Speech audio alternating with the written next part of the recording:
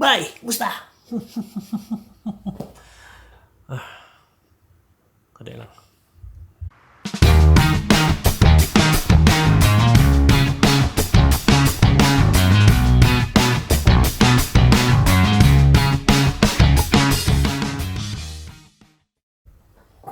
Bye, kumusta bye? I'm back. With the way yeah, as much as I've tried to do videos and tried to film, tigil akong film, pero di ako mahuman. Kay, like, there's a lot of things to do. Like, kung mag-shoot ko kasal, busy kayo. Yung sugod ko shoot, vlog ko, then human. Di na sa mahuman. Kay, busy ko sa kasal, may buong ko reception na, wala mo di ko kasi shoot kanina. Pero yeah, mamugod ang kasal mo gud kay hands on deck yung ka. Ikaw rin mag-shoot tanan. Ikaw rin madagandagan. Then magbalin ka sa pikas, na ba? And time pressure ka kay ang rate per hour is very expensive. So ang kliyente mo book nimo for 8 hours, 12 hours. So tihi kay ka sa oras. Di para sa Pinas ba nga book adlaw hantud tukang gabi, hantud kirig, hantud apoy yun. Na ba?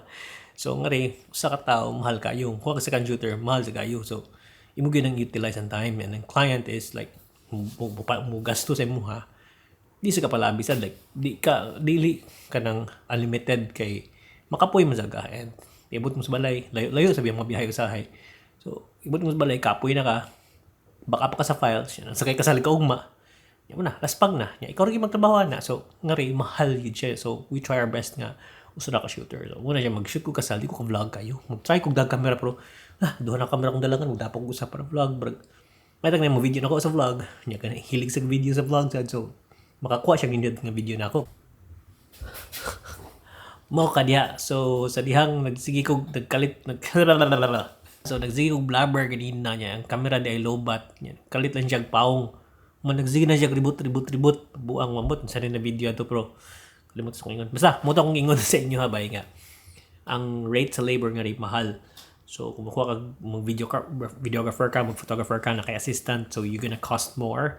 And muna siya maglikay mig ka ng kuha na lang kay di man ka afford ang client side. And yung oras is dapat 8 hours or ano sa.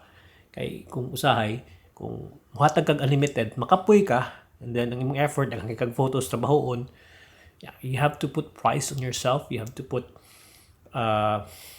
importance on your work. So nakay limited time, and you have to get good photos with that specific time. So magdadali sa usahay, say walang time, usay na kay 30 minutes to shoot with the bride, so it's that quick. And you have to bear in mind also na that wedding is the couple's wedding day. That's their special day, so you don't have to get all their time in photography, videography. Just give them time to spend it with their guest and enjoy it. You're just there to take photos and everything else, and yeah, that's it. So muna siya niya kanang kalimot ko susulti kay naputol mo kuno siya kan naputol nagsige na nahotdag baterya, nagsige siya reboot na, and kan endless loop nga reboot. So kulbaan sa kumin gumang camera, ako nang i-reset tangtang na kong baterya. It's okay now. Yeah, muna siya ba so mo to nakalimot ko sa consulting sa so usually ang A1 ako gamit karon pag film. Usually ako ginagamit ang A7C. But the thing is na just recently ang A7C naka-feel ko nga nailag baka ning picture mo mo siya nailag ba ko nga basta sa shutter natin akong i-full ang shutter 4,000 kala ko na mag-ilag.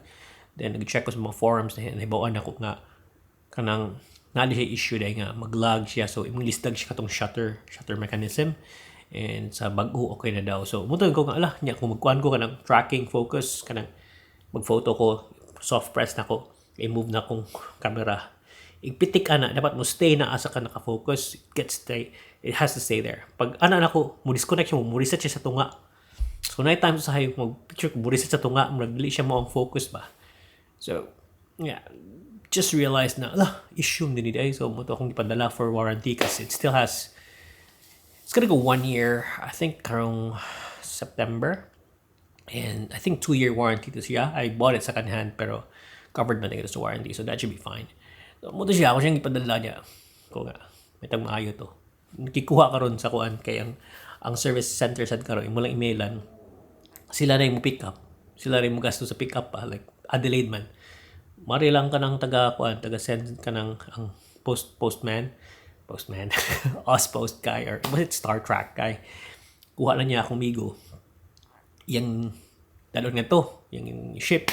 And once they receive it, mag-update sila na ako. Yan ilang i-check. Hopefully, maayos siya. Kaya I have work like within 3 weeks. Look up ko. Na ko shoot na live stream within 3 weeks and hopefully mabalik to siya. Because if not, kaning mga mahalo na akong gamiton. Pisti. Kaning A1, pinangga kanina. Kumutan niya akong kanang all-around camera, kanang the best camera, kanang camera nga.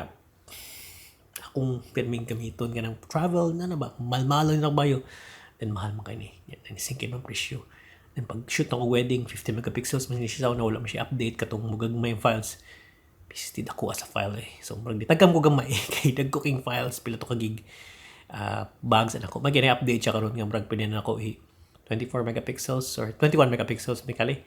Then nasi mas gamay pa gid. So that should be fine. Other than that, yeah, mura tong masulti.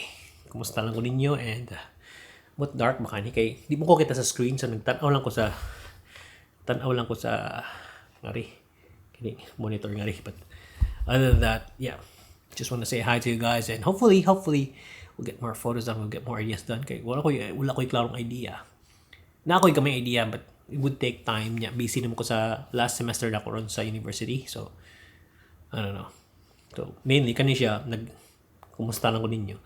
Wala gyud mo ni point ko vlog, wala gyud mo ni kanang nagtutanot kayo, just personal lifestyle. Muna siya. Ang life nga rin sa Australia said, if you're a migrant, if you're a student or everything else, it's so busy.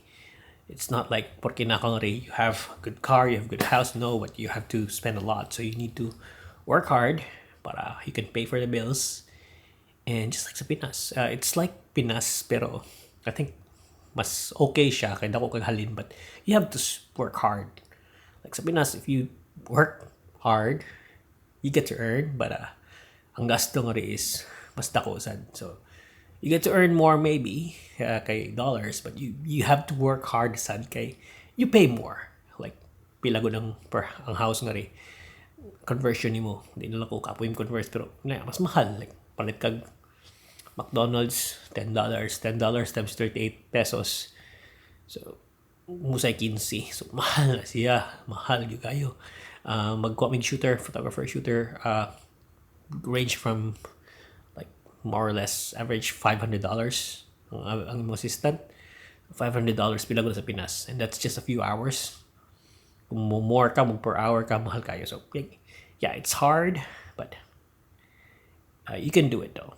Mana akong advice sa gusto mo is that don't think na it's easy. You have to prepare yourself because it's gonna be hard. You're gonna be times na you can do it though. Mana siya. And to all those sa nga Pinas nga marag nag-think na muli siya Pilipinas, bangkaw na to.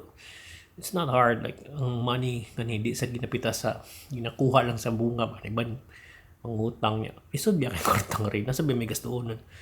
Anyway, I just want everyone to like know that also life here is not that easy.